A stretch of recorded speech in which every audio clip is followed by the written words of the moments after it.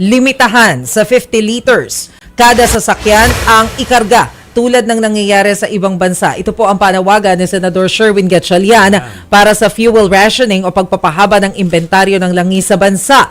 Sa pamamagitan nito, posibleng umabot ng 80 to 90 days ang supply ng langis. Sa ngayon, nasa 50 days ang itatagal nito. Sabi pa niya, mas mabuti ito kaysa magka-energy lockdown. Ano bang difference? Di ba pag energy lockdown, parang rationing din yun?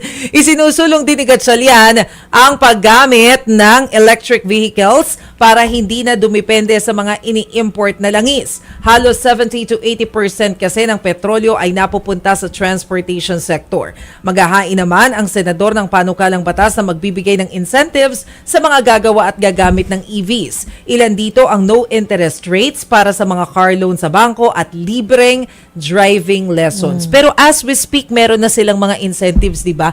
Di na nga sila kasama sa number coding to encourage the people na ito na yung mga bilhin ninyo, yung mga EVs na. Sa mga may budget. Yun nga, para sa may mga extra income ito. Pero para doon sa mga mayroon ng existing na sasakyan at wala namang extra budget, tipid-tipid. Ano na lang talaga tayo? Tiis. Tiis-tiis. Tiis, tipid. Kasi ang pinakamura niya na sa mga 600,000. Pinakamura.